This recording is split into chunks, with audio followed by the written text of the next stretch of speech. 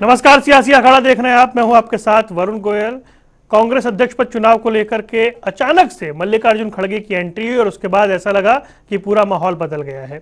हरियाणा से पूर्व सीएम भूपेंद्र सिंह हुड्डा उन्होंने खड़गे का साथ दिया। उन्होंने कहा खड़गे अनुभवी नेता है। वहीं कुमारी शैलजा भी मौजूद रही, यानी प्रस्तावक के तौर पर खड़गे के साथ ज्यादा समर्थन नजर आया है। वहीं हरियाणा के गृह मंत्री अनिल विज कह रहे हैं कि हमारा इससे कोई लेना देना नहीं है, लेकिन जो कुछ चल रहा है वो नौटंकी है और राजस्थान में जो कुछ हुआ उसके रचयिता भी वही लोग हैं, वही मतलब जिनके और उनका इशारा था। चर्चा करेंगे, पहले रिपोर्ट देखिए।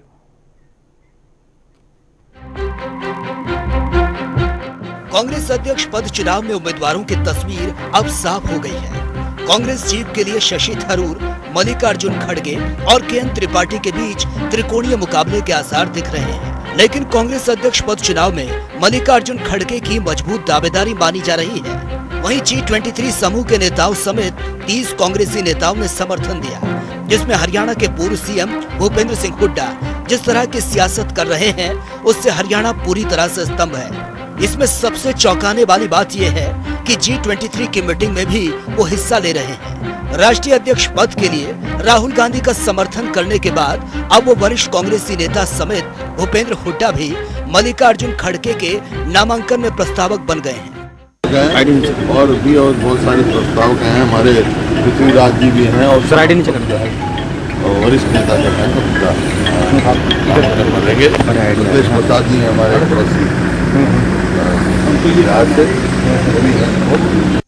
वहीं कांग्रेस अध्यक्ष चुनाव पर हरियाणा में भी सियासत तेज हो गई। कांग्रेस अध्यक्ष पद चुनाव को लेकर गृह मंत्री अनिल विज ने कहा कि ये कांग्रेस अध्यक्ष पद का चुनाव उनकी अपनी लड़ाई है। हम तो बस इतना जानते हैं कि जो कुछ भी हो रहा है ये बस नौटंकी करवा रहे हैं। नहीं, G23 वाले जो हैं वो उनमें दमखम नहीं है, वो चले हुए कारतूस हैं। वो अपनी उनमें नाराजगी तो है पर नाराजगी को व्यक्त करने की ताकत नहीं है, इसलिए यदा कदा वो अपना इकट्ठे बैठ के रो लेते हैं, इसके सिवा कुछ नहीं है। वहीं कांग्रेस अध्यक्ष पद के लिए उम्मीदवारों के नाम तो तय हो गए। शशि थरूर, मल्लिकार्जुन खड़गे में कड़ा मुकाबला है। अब देखना ये होगा कि कांग्रेस का बॉस कौन बनेगा। ब्यूरो रिपोर्ट, जनता टीवी।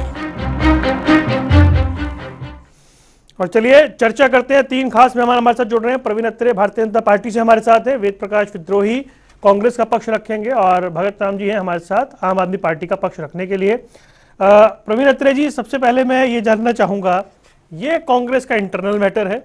अनिल विज खुद कह रहे हैं उनकी अपनी लड़ाई है, हमें कोई लेना देना नहीं है। फिर ये जोड़ देना कि जो चल रहा है वो नौटंकी है, ये विशेषण लग जाता है ना, फिर दिक्कत आ जाती है।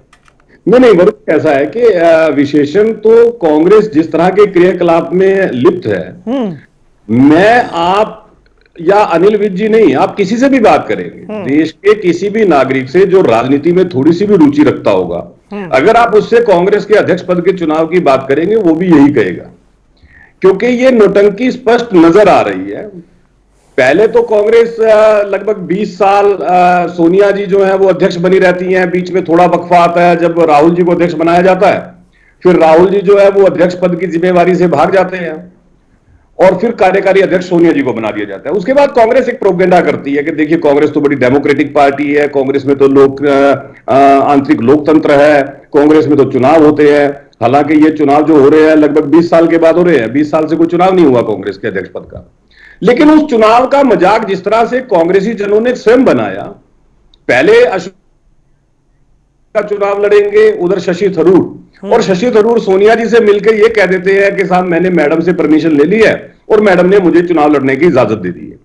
अगर मैडम चुनाव लड़ने की इजाजत देती हैं तो आंतरिक लोकतंत्र कहां बचा? ये हमने तो नहीं कहा था शशि थरूर को कि वो आके बयान दे कि मैंने मैडम से इजाजत ले ली है। अगर चुनाव लड़ने की आपको इजाजत लेने की जरूरत पड़ती है तो फिर आंतरिक लोकतंत्र की दुहाई ना दें। दूसरा, आप चुनाव की बात करते हैं लेकिन चुनाव में जो मतदाता होता है उसकी सूची आप जारी नहीं करते। आपकी पार्टी के नेता बार बार प्रेस कॉन्फ्रेंस करके ये डिमांड करते हैं कि डेलीगेट्स की सूची जारी की जाए, लेकिन आप डेलीगेट की सूची जारी नहीं करते जो कि मतदाता हैं इस अध्यक्ष पद के चुनाव के, और आप दुहाई देते हैं फिर आंतरिक लोकतंत्र की। तो ये जो इस तरह के जो बातें कांग्रेस के अंदर हो रही हैं, इनको देखते हुए लगता है कि ये एक नौटंकी है, इससे ज्यादा कुछ नहीं है। अब जैसे अशोक गहलोत जी को, अशोक जी के बाद मल्लिकार्जुन खड़गे जी, मल्लिकार्जुन खड़गे जी के बाद दिग्विजय सिंह जी, दिग्विजय सिंह के बाद दोबारा मल्लिकार्जुन खड़गे, अब जो ताजा पता लग रहा है वो खड़गे साहब की जगह फिर दिग्विजय। तो कांग्रेस यही निर्णय नहीं कर पा रही है कि अध्यक्ष पद का चुनाव लड़ेगा कौन, और चुनाव होगा तो किस तरह से होगा। मतलब ये जो इस तरह के कंफ्यूजन हैं, उनकी वजह से ये शब्द, तो कोई भी राजनीति में अगर व्यक्ति रुचि रखता है तो वो यही कहेगा ये नौटंकी है। ठीक है विद्रोही जी, अब हुड्डा साहब, शैलजा जी प्रस्तावक बन गए हैं, और जो आज माहौल रहा है ऐसा लग रहा है कि खड़गे साहब को क्योंकि ग्रीन सिग्नल है हाई कमांड से, इसलिए उनका बनना लगभग तय है, लेकिन दूसरी पार्टियों को जो कुछ चल रहा है वो नौटंकी लग रहा है। देखिए वरुण जी, निष्काल पार्टी जिसका कभी चुनाव ही नहीं होता, कम से कम हमारे यहां चुनाव तो होता है, चुनाव अथॉरिटी है। मैं पुरानी बातों में तो नहीं जाता, मैं नई बात ही पूछता हूं। ये बताएं गडकरी जी का चुनाव कब हुआ था, किस तारीख को हुआ था, कब नॉमिनेशन हुआ था, किसने चुना था? राजनाथ जी को किसने बनाया था? राजनाथ जी को हटाकर अमित शाह जी का चुनाव कब हुआ था? अमित शाह जी को हटाकर नड्डा जी का चुनाव कब हुआ था? और नड्डा जी को किसने एक्सटेंशन दे दिया? ये हम पर तो तर्ज कसते हैं, हमारी नौटंकी बताते हैं। अरे आपके यहां तो संघ से पर्ची आती है, आपको ये भी नहीं पता चलता कि हमारा अध्यक्ष कौन बन गया, हमारे कौन पदाधिकारी होंगे। आपकी तो ये हालत है। हम, और इन्होंने कहा कि कांग्रेस में 20 साल से चुनाव नहीं हुए। भाई साहब अत्रे जी, आपको जानकारी नहीं है, 98 के अंदर सोनिया गांधी विधिवत निर्वाचित अध्यक्ष बनी, उसके बाद फिर चुनाव हुआ 2006 में, मैं खुद डेलीगेट था, कांग्रेस का चुनाव हुआ, अब एक उम्मीदवार खड़ा हुआ, बाकायदा नॉमिनेशन भरा गया, डेलीगेट बने। उसके बाद हमारे यहां फिर 2011-12 में चुनाव हुआ, उसमें भी मैं डेलीगेट था, चुनाव हुए, एक ही उम्मीदवार था। 2017 के अंदर चुनाव हुए जिसमें राहुल गांधी अध्यक्ष बने, अब चुनाव हो रहे हैं। सुन लीजिए, देखिए भैया, जब आपने इनको नहीं टोका, इन्होंने हमारी पार्टी, मेरी बात भी सुन लीजिए वरुण जी, जब दूसरी पार्टी का आदमी हम पर आक्रमण कर रहा तो जवाब तो देना होगा। सवाल के या नए भारत के विपक्ष पर ठीक है। अब ये कह रहे हैं कि मैं डेलीगेट की सूची नहीं, अरे निष्काल पार्टी के भाई हो, हमने स्पष्ट कर दिया था कि चुनाव होते ही डेलीगेट की सूची सामने आ जाएगी। 20 तारीख से वो पार्टी दफ्तर में थी। आज खुद उम्मीदवारों ने कहा, शशि थरूर ने प्रेस कॉन्फ्रेंस में कहा कि मेरे को 9000 डेलीगेट की सूची मिल गई। दूसरा उम्मीदवार था, उसने कहा कि मेरे को 9000 डेलीगेट की सूची मिल गई। खड़गे साहब ने फॉर्म भरा, उनको 9000 डेलीगेट की सूची मिल गई। भाई साहब, जब आप चुनाव लड़ते हैं ना एमपी एमएलए का, वो भी सूची तभी मिलती है जब कोई कैंडिडेट अप्लाई कर देता है, नॉमिनेशन भरता है, और फिर उसके बाद सूची मिलती है। ये चुनाव की प्रक्रिया है और हमारी कांग्रेस की प्रक्रिया है। हमारे यहाँ डेलीगेट हैं तो सही, आपके यहाँ तो भाई साहब ये भी नहीं पता डेलीगेट है कौन। चलिए एक सवाल ले लेता हूँ, अब इसमें एक सवाल जोड़ देता हूँ मैं। आपने जो नाम गिना है, आ रहा हूँ एक सवाल मैं भी, जो आपने नाम गिना है नितिन गडकरी, राजनाथ सिंह, अमित शाह, जेपी नड्डा, उसी दौर में, मतलब वहां वो नाम बदल तो रहे थे, यहां तो नाम ही एक चल रहा था ना सर इतने साल से। देखिए, अब ये तो अपनी पार्टी का अधिकार है। हाँ। मैं तो उन पर सवाल नहीं उठा रहा था। हाँ। सवाल उन्होंने उठाया, तब हमने कभी नहीं कहा, हमने कांग्रेस ने कभी अपनी तरफ से पहल कर अगर भाजपा के चुनाव पर सवाल उठाए हों, भाजपा का अध्यक्ष कौन होगा इस पर सवाल उठाए हों, तब तो अब हमें कहते अच्छे लगे। जब अब हमारा अपना आंतरिक अधिकार है। अब ये बताइए, प्रधानमंत्री मोदी जी को प्रधानमंत्री उम्मीदवार किसने चुना? जब अडवाणी जी ने तो विरोध किया था, वो तो बैठक में भी नहीं गए, जबकि वो आपकी पार्लियामेंट्री पार्टी के चेयरमैन भी थे। हमने तो तब भी कुछ नहीं कहा, वो आपकी पार्टी का रिस्पॉन्ड किया। फिर आ रहा हूं भगत राम जी आपके पास। देखिए, अब मैं बताता हूं मैंने क्यों कहा था कि ये नौटंकी करते हैं। जिस तरह से वेद प्रकाश विद्रोही जी ने कुछ बातों को तोड़ मरोड़ के पेश करने की कोशिश की, वही तो इनकी नौटंकी है। अब ये कहते हैं कि मोदी जी को प्रधानमंत्री पद का उम्मीदवार किसने बनाया था? गोवा राष्ट्रीय कार्यकारिणी अधिवेशन में जहां मोदी जी को राष्ट्रीय कैंपेन कमेटी का अध्यक्ष चुना था, वो हमारे कॉन्स्टिट्यूशन के हिसाब से हमारी नेशनल बॉडी का अधिकार है। लेकिन ये कह रहे हैं कि किसने चुन लिया जी, क्योंकि बहुत बड़ी तकलीफ हुई थी इनको।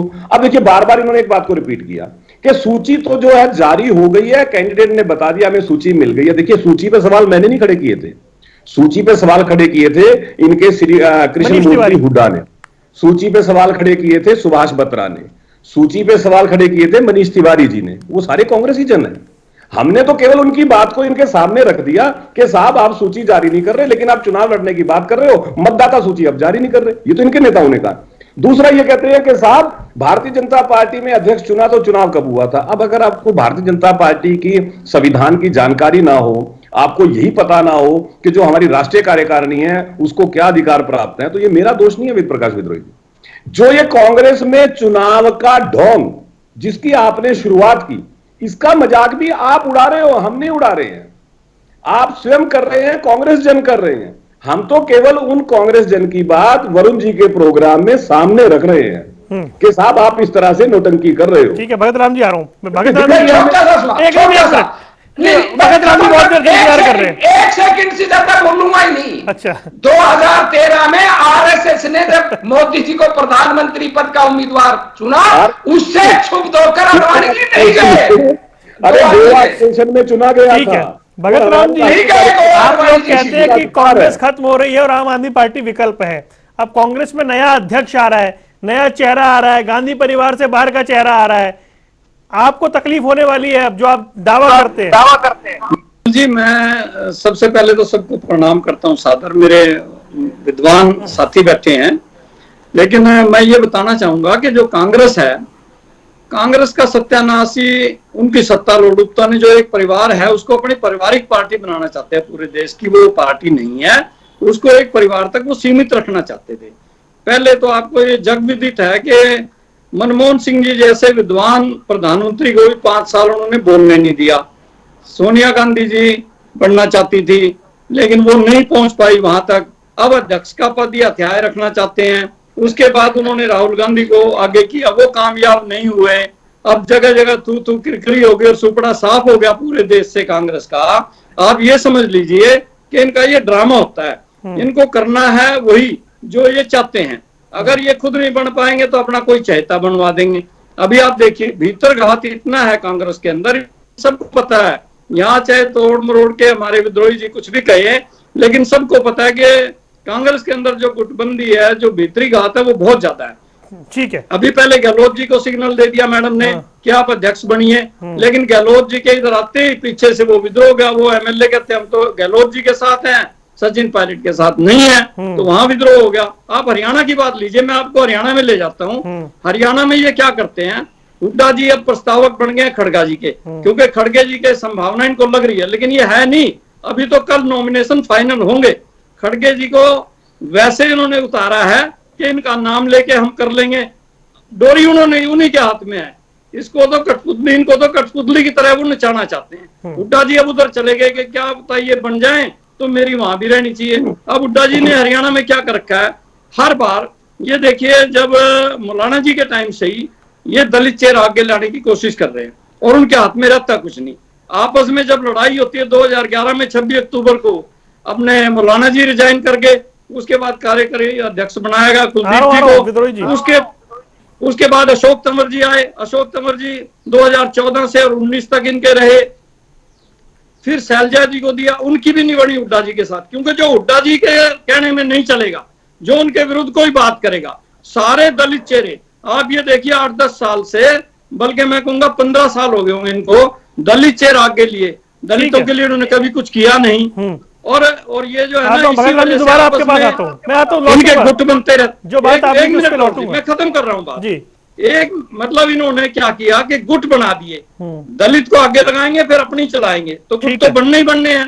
किसी का अलग गुट है, किसी का अलग, 4-4 गुट तो हरियाणा में ही बने हुए। ठीक है, विद्रोही जी नेशनल आज लेवल पे क्या ये बड़ा दिलचस्प रहा कि खड़गे जी के प्रस्तावक जो बन रहे हैं वो चाहे शैलजा हो चाहे हुड्डा हो, सशक्त पार्टी के रूप में आ रही है, कांग्रेस खत्म ऐसा लग रहा है कि क्योंकि खड़गे को 10 जनपद से एक समर्थन है ऐसा माना जा रहा है जी, इसलिए उनकी तरफ लोग ज्यादा, हरियाणा के नेता तो उधर हो ही गए हैं।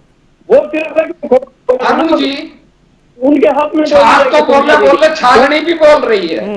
भगत राम जी का लेक्चर सुना मैंने। आपकी तो एक जाति की पार्टी है, 3 पदाधिकारी है राष्ट्रीय स्तर पर। अरविंद केजरीवाल संयोजक बढ़िया देंगे। अरे कहा जातियों का नाम ले रहे हैं आप? नहीं, मैं जब ये कह रहे थे कि एक ही जाति के पदाधिकारी है, केवल एक ही जाति के, गुप्ता जी अपनी मर्जी सचिव गुप्ता जी भगत राम जी रुक जाइए, आपकी आवाज नहीं आ रही है। 3 पदाधिकारी हैं, तो दूसरों पर उंगली उठाने से पहले अपने अब आपने कहा भगत राम जी आपकी बारी हो गई। भगत राम जी मैं आऊंगा आपके पास। कटु शब्द बताया है मैंने तो आपके चुनाव आयोग में कोई जाकर देख ले जी, 3 पदाधिकारी है एक और बाकी सब आपके मेंबर होते हैं। अब खड़गे जी के लिए सब नेताओं ने स्पष्ट कर दिया कि हमने, सोनिया जी तो नट गई थी, अब शशि थरूर जी का कहा अत्रे जी ने कि वो अनुमति लेने गए, इन्होंने अधूरी बात बताई उनकी परवीन अत्रे जी ने। उन्होंने कहा मैडम आप बनेंगी क्या या राहुल जी बनेंगे? तो सोनिया जी ने, शशि थरूर ने क्या कहा वो बता रहा हूं मैं कि मैडम ने कहा कि हम नहीं बनेंगे। तो बोला जी आप किसी को आशीर्वाद, बोला हमारी तरफ से कोई आशीर्वाद नहीं। बोला मैं भी लड़ना चाहता हूं। बोला आपका स्वागत है, लड़िए, नो ऑब्जेक्शन तरफ नहीं है। ये कहा था हाँ। ये कहा था शशि, कोई ऑब्जेक्शन नहीं लड़ने का। हाँ जी हाँ, अनुमति नहीं ली, अनुमति शब्द। दूसरी बात आपने ट्विस्ट कर दिया। हाँ बोलिए कंप्लीट करिए।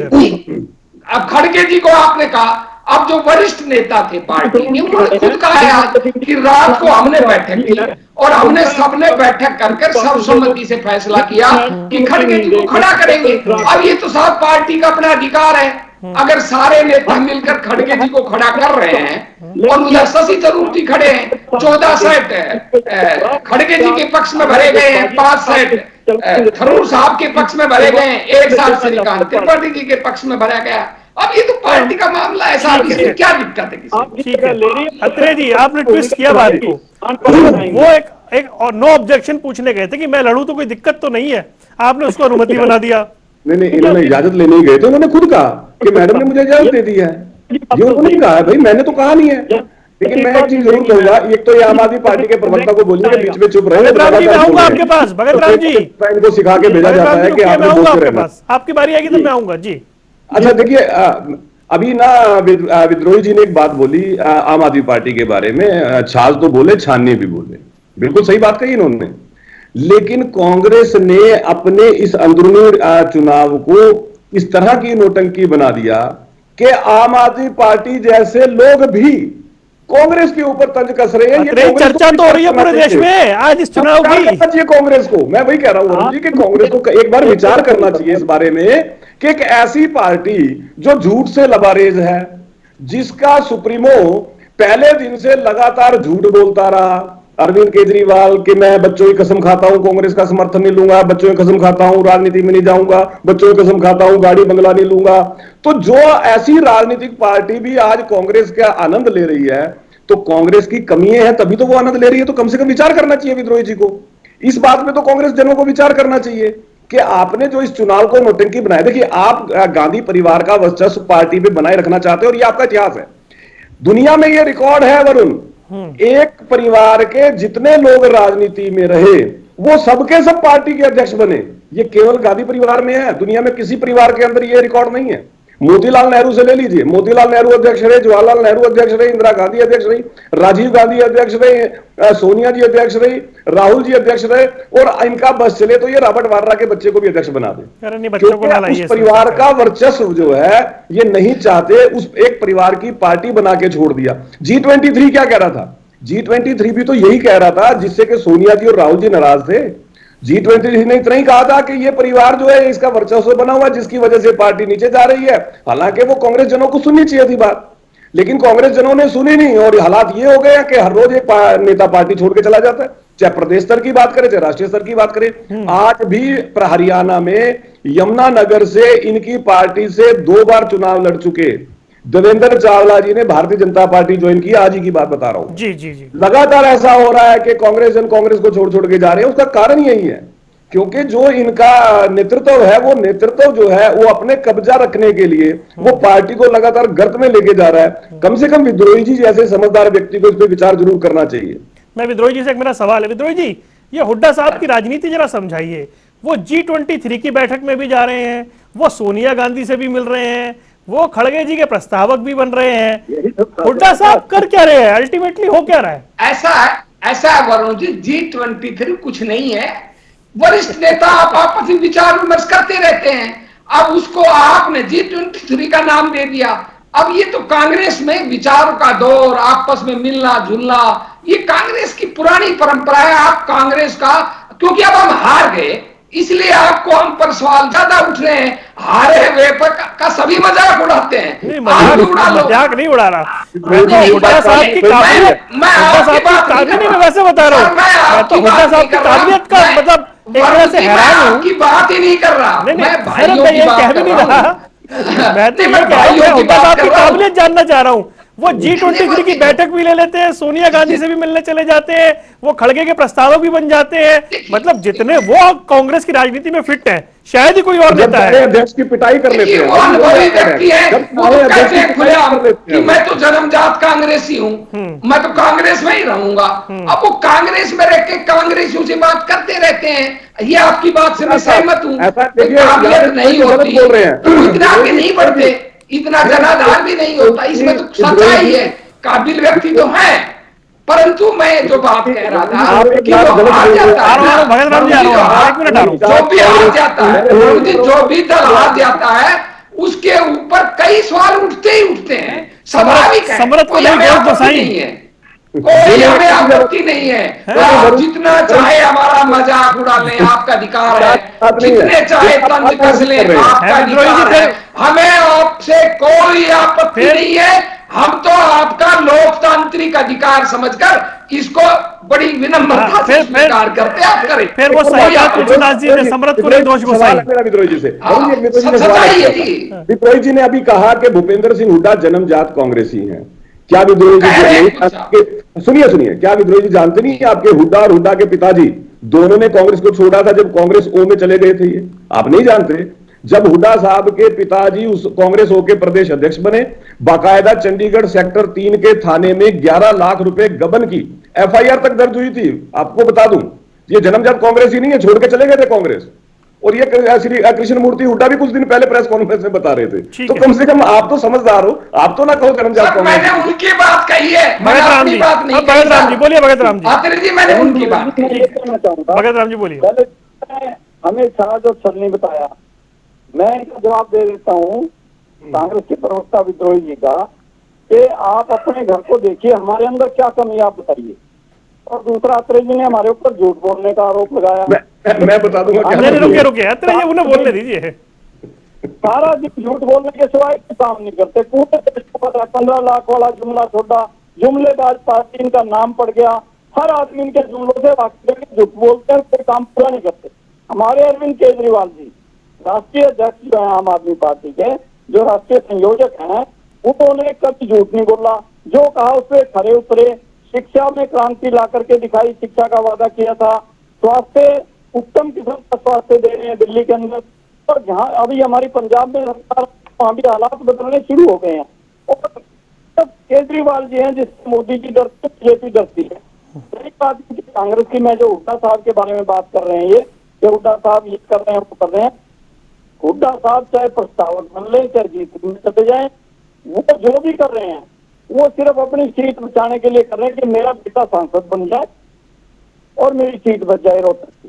सारे हरियाणा का पैसा जब ये मुख्यमंत्री थे, पूरा का पूरा रोहतक में लगा। सारे जन को पता है हरियाणा के, और हरियाणा की जनता बात भूली नहीं है, उसको पूरी तरह याद कराएंगे और इसको भी याद करवा रखा। ये तो दलित घोषणा के आते हैं और फिर बात सुनते नहीं है, उनके ऊपर हमले करते हैं, उनके सांस बंद कर देते हैं। तो ये हुड्डा साहब की रणनीति है। वो अफसर अपने बेटे को सांसद बनाना चाहते हैं, अपनी सीट बचाना चाहते हैं। ठीक है, कोई लड़ाई नहीं है, चाहे वो प्रधानमंत्री मिलकर जाए, चाहे सोनिया गांधी की खुशामद करके जाए, लेकिन बचेगी नहीं वो। ठीक है, आप पार्टी ठीक है, उसके बेटे को शिकस्त देगी और इनको शिकस्त देगी। ठीक है, आता हूँ विद्रोही जी। हुड्डा साहब भले ही आ रहा हूँ, प्रवीण आ रहा हूँ एक बार। हुड्डा साहब G23 में चले जाएं, हुड्डा साहब प्रस्तावक बन जाएं, होना कुछ नहीं है, ऐसा कह रहे भगत राम जी। हाँ जी, मैं भगत राम जी को वो अभी ढूंढ रहा था, एफिडेविट दिखाना चाहता था जो केजरीवाल जी ने एफिडेविट 10 रुपए में साइन कर दिया था कि मैं कांग्रेस से बात नहीं करूंगा, बच्चों की कसम खाता हूं, मैं अपनी क्या कहते हैं गाड़ी नहीं लूंगा, मैं अपना वो नहीं लूंगा। पर दुर्भाग्य से वो मेरे को उस अभी मिला नहीं, इतना आपका फोन, आपका मेरे का नंबर आ गया। तो भाई साहब लंबी चौड़ी मत आकिए, और आपके केजरीवाल जी शिक्षा का कितना काम कर रहे हैं ना, ये परसों वीडियो वायरल हो गया एनडीएमसी की बैठक के अंदर, जब उनसे सवाल किए गए कि आपकी अपनी कंस्टिट्यूएंसी में आपने 8 साल में कितने स्कूलों में गए, कितना अपना एक पैसा दिया, एक पैसा भी नहीं दिया, बैठक से उठकर भाग गया केजरीवाल। और आरटीआई हमारे पास पूरी मौजूद है, आज वो बहस का विषय नहीं है। आपने एक स्कूल नहीं बनाया, एक कॉलेज नहीं बनाया, चर्चा कहीं और चली जाएगी। आप झूठ बोल रहे हैं, बोलते चर्चा रहिए, कहीं और हमें कोई चली आपत्ति जाएगी। नहीं, आप बोलिए बोलिए बोलिए झूठ। ठीक है, जहां तक आपने कहा भाई कुछ नहीं होने वाला, वरुण जी हाँ, आपको 2019 का चुनाव याद होगा। जी, जी। सभी भाजपा के भाई कह रहे थे 75 पार। आपका मीडिया में मैं बैठा था जिस दिन वो चुनाव नतीजे आ रहे थे, नतीजे आते आपको पता होगा। हम जब गए थे आपने भी हमारा हौसला ही तोड़ दिया था कि बेटा तो 2-3 सीट आएंगी, जो सर्वे दिखा रहे थे। उस समय भी मैंने आपसे कहा था कि भाई हम 35+ आएंगे, और जब रिजल्ट आने लगे हम 31 पाके खड़े हो गए, कुछ सीटें हम थोड़ी सी वोटों से हार गए। तब भी कह रहे थे कुछ नहीं होगा कांग्रेस का, आज भी आप कह रहे हैं, आप कहिए जाइए, हमें कोई आपत्ति नहीं है। आप पार्टी के भाई हो, अगर आप खुश होते हो हमारा कुछ नहीं होगा, जरूर खुश हो लीजिए। अत्रे साहब हमें खत्म मानकर खुश होते हैं, जरूर खुश हो लीजिए। पर मैं बड़ी गंभीरता के साथ और बड़ी जिम्मेदारी, क्यों मैं बहुत कम दावे करता हूं, मैंने आपके चैनल में भी 35+ का ही दावा किया था, मैं असत्य दावे करता नहीं हूं।